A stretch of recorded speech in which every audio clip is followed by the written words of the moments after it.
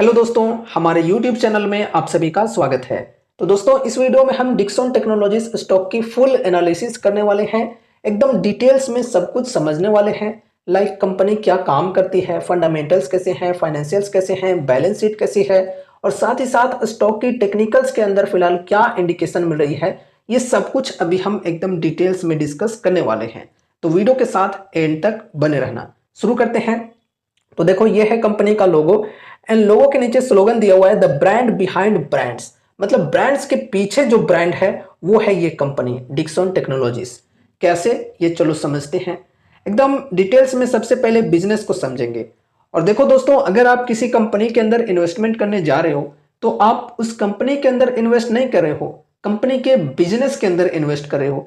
इसलिए सबसे पहले बिजनेस के ऊपर बेहतरीन स्टडी होनी चाहिए। अगर आप कंपनी के बिजनेस के बारे में अच्छी तरह से समझ जाते हो तो कंपनी के फ्यूचर ग्रोथ के बारे में काफी बेहतरीन आइडियाज मिल सकते हैं। कंपनी के प्रोडक्ट्स के बारे में समझना है, कंपनी के प्रोडक्ट्स की डिमांड फ्यूचर में कैसी रह सकती है उसके बारे में समझना है। और इन चीजों को समझने के बाद अगर आप इन्वेस्टमेंट करने जाते हो तो आपको थोड़ा सा कॉन्फिडेंस आएगा। ठीक है, लोग क्या करते हैं कि बिजनेस को समझते नहीं है, सिर्फ फंडामेंटल रेशियोज और स्टॉक प्राइस को समझकर ऐसे ही जाकर इन्वेस्ट कर देते हैं। उनसे अगर पूछा जाए कि यार कंपनी क्या काम करती है, कंपनी के प्रोडक्ट्स क्या हैं, कंपनी के प्रोडक्ट्स की डिमांड फ्यूचर में कैसी रह सकती है, कंपनी के क्लाइंट्स कौन कौन हैं, तो उनके बारे में आइडियाज ही उनको नहीं होते हैं।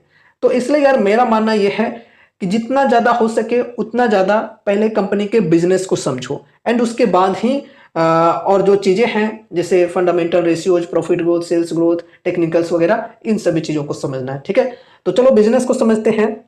Dixon technologies is an Indian multinational electronics manufacturing services company based in Noida.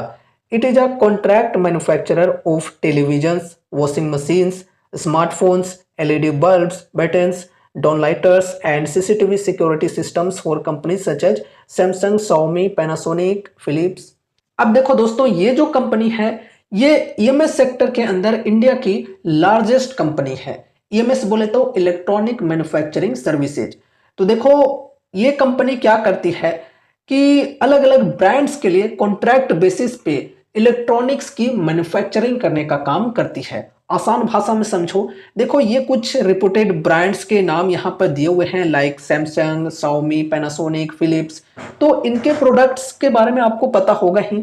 सिर्फ पता क्या होगा यार, आप इनके प्रोडक्ट्स को कभी ना कभी यूज किए होंगे या फिर अभी भी कर रहे होंगे, है ना। तो क्या इनके जो प्रोडक्ट्स हैं, लाइक क्या सैमसंग के जो स्मार्टफोन्स हैं, क्या ये सैमसंग खुद से मैन्युफैक्चर करती है? नहीं। ये जो कंपनी है, ये ईएमएस वाली जो कंपनीज होते हैं इनको कॉन्ट्रैक्ट देते हैं कि भाई हमारे लिए 1000 पीस स्मार्टफोन्स की मैन्युफैक्चरिंग कर दो।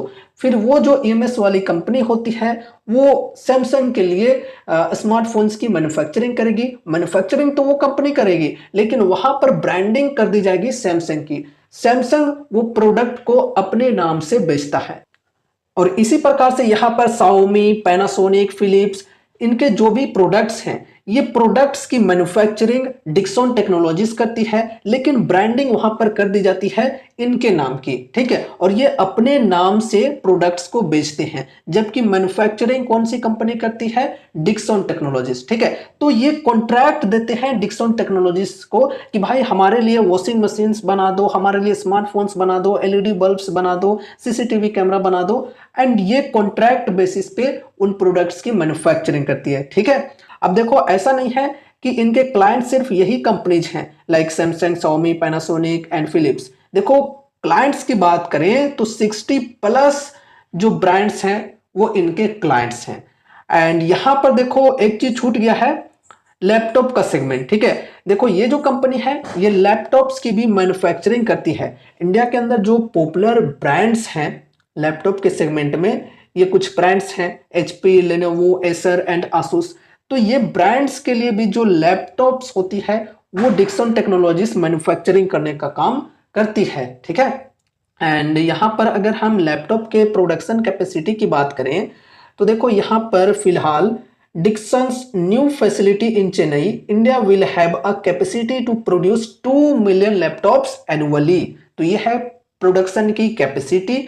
एंड देखो इसके साथ सेमीकंडक्टर की अगर हम बात करें तो सेमीकंडक्टर के अंदर भी ये जो कंपनी है ये अपने पैर जमा रही है, और सेमीकंडक्टर का जो फ्यूचर है ये डेफिनेटली काफी ब्राइट रहने वाला है, और गवर्नमेंट की सपोर्ट भी मिल रही है सेमीकंडक्टर सेक्टर के ऊपर काफी बेहतरीन तरीके से। तो उसका ये कंपनी को आगे चलकर बहुत ही बेहतरीन तरीके से बेनिफिट मिल सकता है।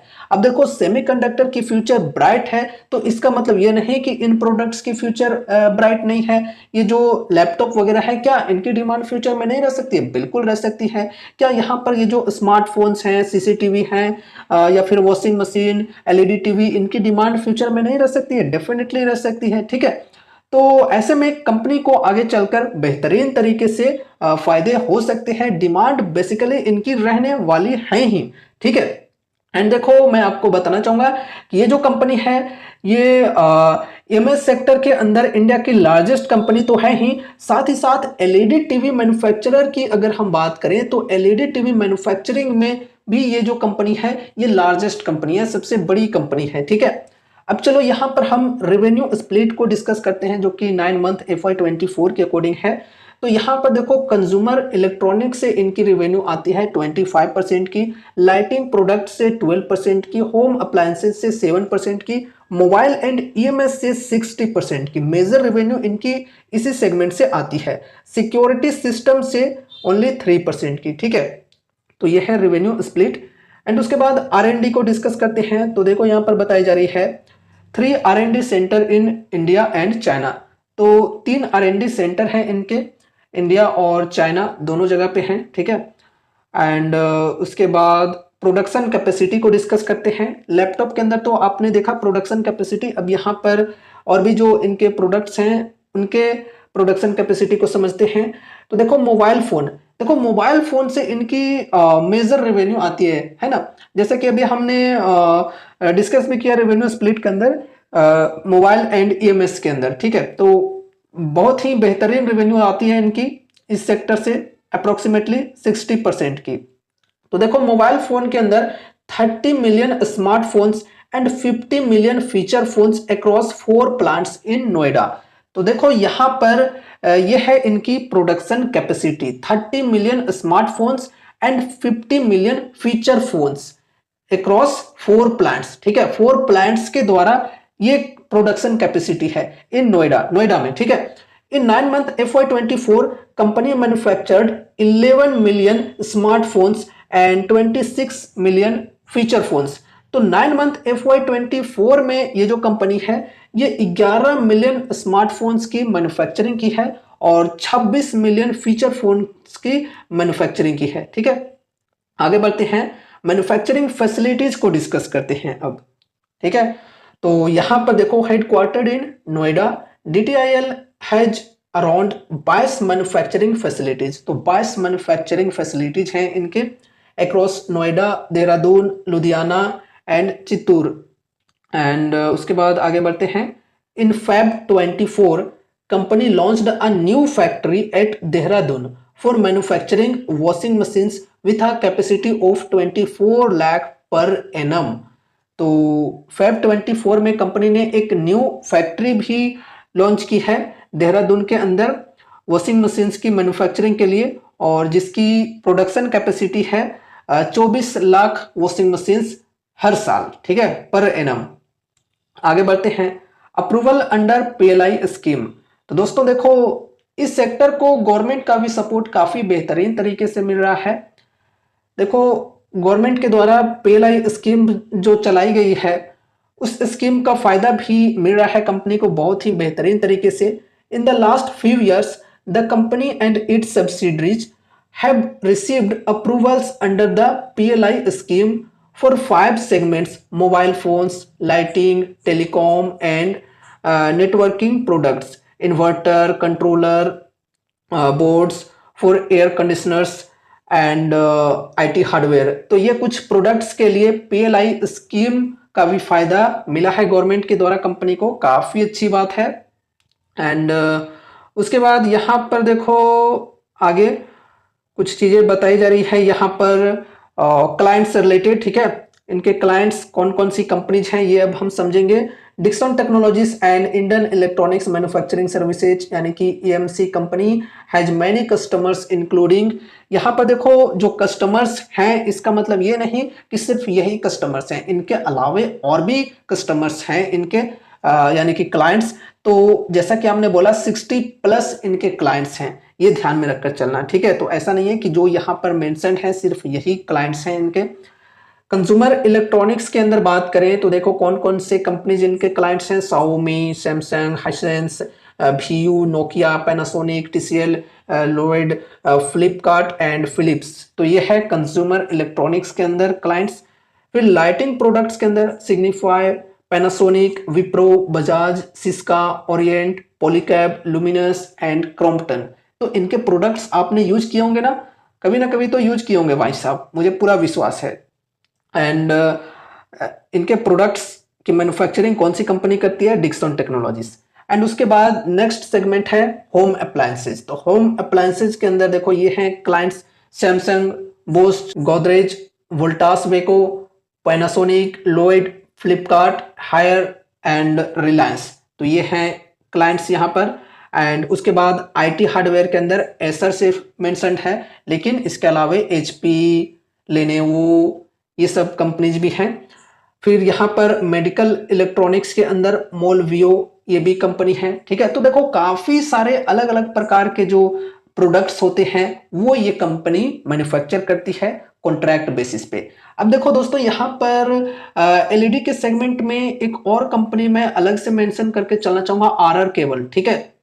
RR केबल के बारे में मैंने ये जानकारी जुटाई नहीं है अलग से गूगल वगैरह सर्च करके, ये मुझे फिजिकली जानकारी मिल गई। मैं आपको अपनी कहानी थोड़ी सी सुनाना चाहूँगा। देखो यार, मैंने एक बार बल्ब लिया था RR केबल का, LED बल्ब।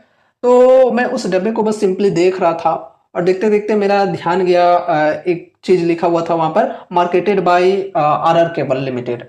और वहाँ पर नीचे ही ये भी लिखी हुई थी manufactured by Dixon technologies limited. तो वहां पर मुझे ये जानकारी मिली थी कि ओ, तो मतलब RR केबल के LED बल्ब्स भी ये कंपनी मैन्युफैक्चर करती है। अब देखो ऐसा नहीं है कि RR केबल बहुत ही बड़ी कंपनी है और RR केबल्स के लिए ये कंपनी मैन्युफैक्चरिंग करती है LED बल्ब्स की तो बहुत ही महान काम हो गया, बल्कि देखो RR केबल से भी काफी गुना बड़ी बड़ी जो कंपनीज हैं उनके लिए ये कंपनी काम करती है, ठीक है।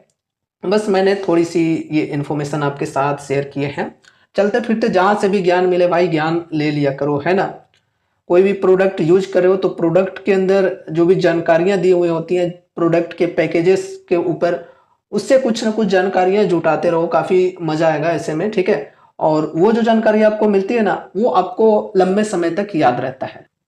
तो दोस्तों अभी हमने कंपनी के बिजनेस को एकदम अच्छे तरह से समझ लिया है। अब चलो यहाँ पर हम फंडामेंटल रेशियोज को डिस्कस करते हैं। तो सबसे पहले मार्केट कैप की बात करें तो 83,395 करोड़ की मार्केट कैप है, काफी बड़ी कंपनी है, इंडिया के अंदर ईएमएस में सबसे बड़ी कंपनी है, ठीक है। एंड इससे छोटी कंपनी एक है PG इलेक्ट्रोप्लास्ट, ये भी काफ़ी अच्छी कंपनी है, फंडामेंटली स्ट्रांग है, लेकिन इसके कंपैरिजन में काफ़ी छोटी कंपनी है। ये high risky high rewarding type की कंपनी है। तो अगर आपको ईएमएस सेक्टर के अंदर ज़्यादा रिस्क लेकर चलना है तो आप PG इलेक्ट्रोप्लास्ट के ऊपर अपनी स्टडी कर सकते हो, इसके ऊपर भी हमने फुल एनालिसिस वीडियो बनाया हुआ है। लेकिन अगर आपको थोड़ा कम रिस्क लेकर चलना है तो यहाँ पर आप डिक्सन टेक्नोलॉजीज के ऊपर अपनी स्टडी कर सकते हो, ठीक है। तो मार्केट कैप है 83,395 करोड़ की, स्टॉक पी 149 की है, इंडस्ट्री पी 39.8 की है। तो इंडस्ट्री पी के कंपैरिजन में स्टॉक की जो पी है ये बहुत ही ज्यादा है, वैल्यूएशन जो है स्टॉक की काफी एक्सपेंसिव है। और यहां पर देख सकते हो पीज रेशियो ये भी काफी ज्यादा है, 3.51 का पीज रेशियो है। एंड उसके बाद ROC 29.2%, ROE 24.7%, चलो बढ़िया है। प्रमोटर्स होल्डिंग 32.9%, प्लेज परसेंटेज 0 है। करेंट प्राइस 13,937 रुपए की एंड 52 वीक हाई 16,000 की, लो है 5,076 की। फिर बुक वैल्यू की बात करें तो 372 रुपए, डेप्ट है 794 करोड़ की और डेप्ट टू इक्विटी यहाँ पर 0.36 की। तो डेप्ट टू इक्विटी रेशियो भी चलो ठीक है। अब यहाँ पर फ्री कैश फ्लो की बात करें तो फ्री कैश फ्लो है 15.7 करोड़ का, डिविडेंड यील्ड 0.04%, फेस वैल्यू 2 रुपए की और EPS है 120 रुपए की। तो ओवरऑल फंडामेंटल रेशियोज की बात करें तो बढ़िया है यहाँ पर, लेकिन दोस्तों वैल्यूएशन की बात करें तो वैल्यूएशन फिलहाल काफी एक्सपेंसिव है स्टॉक की। ठीक है, आगे बढ़ते हैं, इनके प्रॉफिट एंड लॉस स्टेटमेंट को डिस्कस करते हैं।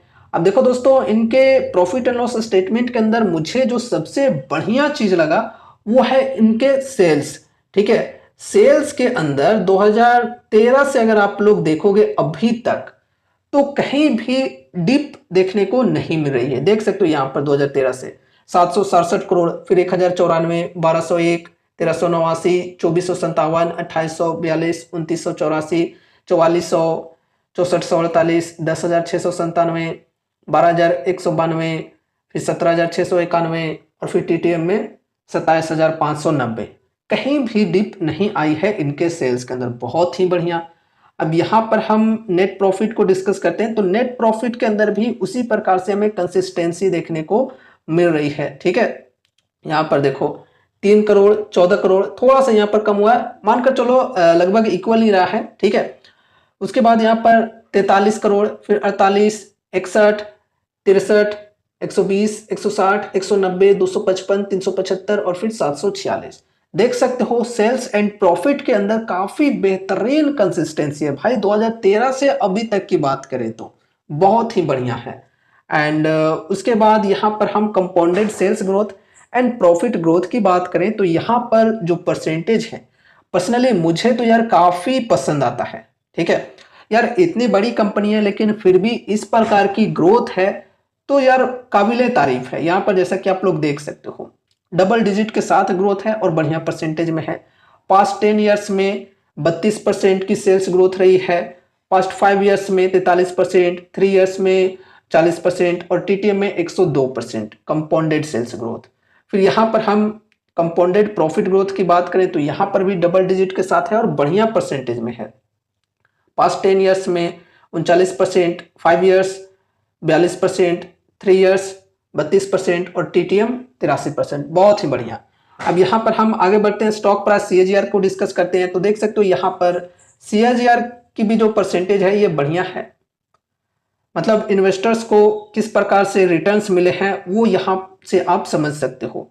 पास्ट 5 ईयर्स में 87% के सीएजीआर से स्टॉक का प्राइस बढ़ा है, फिर पास्ट 3 ईयर्स में 39% के सीएजीआर से, पास्ट 1 ईयर में 159% के सीएजीआर से। एंड उसके बाद रिटर्न ऑन इक्विटी की बात करें तो चलो ये भी बढ़िया है, 20% प्लस है, चलो ठीक है। आगे बढ़ते हैं, बैलेंस शीट को डिस्कस करते हैं। तो बैलेंस शीट के अंदर first of all cash reserve की बात करें तो देखो एक मिनट, कैश रिजर्व, यहाँ पर देखो कैश रिजर्व भी कंपनी की लगातार बढ़ रही है और कैश रिजर्व कंपनी के पास है फिलहाल 2217 करोड़ की। अगर हम कैश रिजर्व की तुलना में बोरोइंग्स की बात करें तो बोरोइंग्स है 794 करोड़ की। चलो ठीक है, बोरोइंग्स की तुलना में कैश रिजर्व कंपनी के अंदर काफी बेहतरीन है। एंड उसके बाद यहाँ पर हम टोटल एसेट्स की बात करें तो टोटल एसेट्स भी कंपनी के बढ़ रहे हैं लगातार, 4679 करोड़, फिर 6990 करोड़ और फिर 16121 करोड़, बहुत ही बढ़िया। एंड उसके बाद यहाँ पर हम आगे बढ़ते हैं, शेयर होल्डिंग पैटर्न को डिस्कस करते हैं। तो देखो शेयर होल्डिंग पैटर्न के अंदर हमें क्या देखने को मिल रहा है कि सितंबर क्वार्टर में प्रोमोटर्स के द्वारा सेलिंग हुई है, डीआईएच के द्वारा सेलिंग हुई है और साथ ही साथ पब्लिक के द्वारा भी सेलिंग हुई है। ज्यादातर जो सेलिंग हुई है वो यहाँ डीआईएच के द्वारा हुई है और उसके बाद यहाँ पर पब्लिक एंड प्रोमोटर्स की बात करें तो हल्की फुल्की सेलिंग यहाँ पर भी हुई है। लेकिन अच्छी बात यह है कि खरीदारी यहाँ पर एफआईआईज के द्वारा हुई है। ठीक है, अगर यही एफआईआईज के द्वारा भी सेलिंग होती और पब्लिक के द्वारा खरीदारी होती तो उसे नेगेटिवली देखा जाता है। लेकिन अच्छी बात यहाँ पर यह है कि एफआईआईज के द्वारा खरीदारी हुए हैं और 19.33% से होल्डिंग एफआईआईज के बढ़कर 22.69% पर पहुंच चुकी है। एंड उसके बाद यहाँ पर प्रोमोटर्स के होल्डिंग की बात करें तो काफी कम है, 32.89% की है। लेकिन चलो उतनी ज्यादा प्रॉब्लम वाली बात नहीं है क्योंकि यहाँ पर जो बड़े बड़े इंस्टीट्यूशंस हैं एफआईआईज एनडीआईज की बात करें तो इनके होल्डिंग्स काफी बेहतरीन तरीके से यहाँ पर देखने को मिल रहे हैं। 22% और 23% यहाँ पर इनके होल्डिंग्स हैं जो कि काफी अच्छी बात है। पब्लिक की भी होल्डिंग यहाँ पर काफी है, 21.27% की होल्डिंग है। अब यहाँ पर हम टेक्निकल्स को डिस्कस करते हैं। यहाँ पर हमें चार्ट के अंदर क्या देखने को मिल रहा है कि एक ट्रेंड लाइन है जिसे प्राइस सपोर्ट ले लेकर ऊपर साइड में शिफ्ट होते जा रहा है। और पिछले ट्रेडिंग डे को यहाँ पर गिरावट तो आई थी, ट्रेंड लाइन से नीचे स्टॉक गिरकर आ गई थी, लेकिन प्राइस नीचे साइड में सस्टेन नहीं कर पाई और फिर क्लोजिंग हुई है ट्रेंड लाइन के ऊपर में ही, यहाँ पर देख सकते हो। ठीक है, तो देखो स्टॉक के अंदर हम बड़ी गिरावट तभी एक्सपेक्ट कर सकते हैं जब ये जो ट्रेंड लाइन है इसके नीचे क्लोजिंग हो, बढ़िया वॉल्यूम के साथ अगर गिरावट आती है और ट्रेंड लाइन के नीचे क्लोजिंग होती है तो फिर यहाँ पर हम और भी बड़ी गिरावट एक्सपेक्ट करके चल सकते हैं। अभी यहाँ पर इन्वेस्टमेंट के लिए कैसे डिस्काउंट मिल रही है, तो 52 वीक हाई के लेवल से तकरीबन सिर्फ 11 से 12% की डिस्काउंट अवेलेबल है। पर्सनली अगर मैं अपनी बताऊं तो मैं जब भी कोई स्टॉक के अंदर इन्वेस्टमेंट करता हूं तो एटलीस्ट 20 to 25% की डिस्काउंट के साथ इन्वेस्टमेंट करता हूं। तो मेरे हिसाब से अभी यहाँ पर मेरे लिए सही अपॉर्चुनिटीज नहीं है, मैं थोड़ा सा वेट करके चलूंगा। अगर मुझे 20 से 25% की एटलीस्ट डिस्काउंट यहाँ पर मिल जाती है तो फिर यहाँ पर मैं फर्स्ट एसआईपी करके चलूंगा। ठीक है, बल्क में बाइंग के लिए बिल्कुल भी नहीं, एसआईपी के साथ यहाँ पर मैं बाइंग करूंगा। फर्स्ट एसआईपी करने के बाद अगर गिरावटें कंटिन्यू रहती है तो हर 5 से 10% की डिप पर मैं ऐड ऑन करते चलूंगा। इस प्रकार की मेरी स्ट्रेटेजी होगी यहाँ पर। अब देखो किन्हीं को अगर ये डिस्काउंट ठीक लग रही है, 11-12% की डिस्काउंट मिल रही है और यहाँ पर फर्स्ट एसआईपी करने को इच्छुक है तो वो कर सकते हैं। लेकिन पर्सनली अगर मैं अपनी बताऊं तो मैं थोड़ा सा यहाँ पर वेट एंड वॉच करूंगा, क्योंकि यहाँ पर थोड़े से और गिरावट आने के चांसेज हैं, इसलिए मैं अच्छी डिस्काउंट के साथ ही यहाँ पर बाइंग करना प्रेफर करूंगा। ठीक है, अब देखो ये जो प्राइस है ये यहाँ से अगर उठकर 20,000 भी क्यों ना चले जाए, वहां से भी अगर मुझे 20 से 25% की डिस्काउंट मिलती है तो वो प्राइस भी मेरे हिसाब से सही होगी। तो इसलिए मैं अपने डिस्काउंट के साथ ही चलूंगा और स्टॉक कहीं भी चला जाए मैं फोमो में आकर कोई भी लेवल पर बाइंग नहीं करूंगा। ठीक है, देखो वैसे भी वैल्यूएशन स्टॉक की फिलहाल काफी एक्सपेंसिव है, तो वैल्यूएशन को करेक्ट करने के लिए स्टॉक नीचे आ सकती है थोड़ी बहुत, तो हमें यहाँ पर और भी बढ़िया डिस्काउंट मिल सकते हैं। उस हिसाब से यहाँ पर मैं वेट एंड वॉच करके चलूंगा। बाकी देखो अगर आपकी स्ट्रेटेजी कहती है, आपकी एनालिसिस कहती है कि यहाँ पर अभी इन्वेस्टमेंट करना सही है तो आप कर सकते हो। अब दोस्तों देखो एक सबसे इंपॉर्टेंट बात, यहाँ पर हमने जो भी चीजों को डिस्कस किया है वो सिर्फ और सिर्फ एजुकेशनल पर्पज से किया है, इसलिए इस वीडियो को देखने के बाद अगर आपको कुछ भी इंटरेस्ट लगती है तो फिर आपको अपनी भी कुछ स्टडी एनालिसिस करनी है, या फिर अगर आपके फाइनेंशियल एडवाइजर्स हैं तो उनसे एक बार कंसल्ट जरूर से करना है कोई भी डिसीजंस लेने से पहले, क्योंकि यहाँ पर आप सभी को मैं कोई भी कॉल टिप या रिकमेंडेशंस नहीं देता हूँ। ठीक है, तो दोस्तों ये रही हमारी आज की वीडियो डिक्सन टेक्नोलॉजीज स्टॉक की फुल एनालिसिस से रिलेटेड। उम्मीद है कि इस वीडियो के माध्यम से आपको कुछ यूजफुल इन्फॉर्मेशन मिलेंगे, तो वीडियो को लाइक करके चैनल को सब्सक्राइब कर देना और मिलते हैं अगले नए वीडियोज के साथ। तब तक के लिए बाय बाय।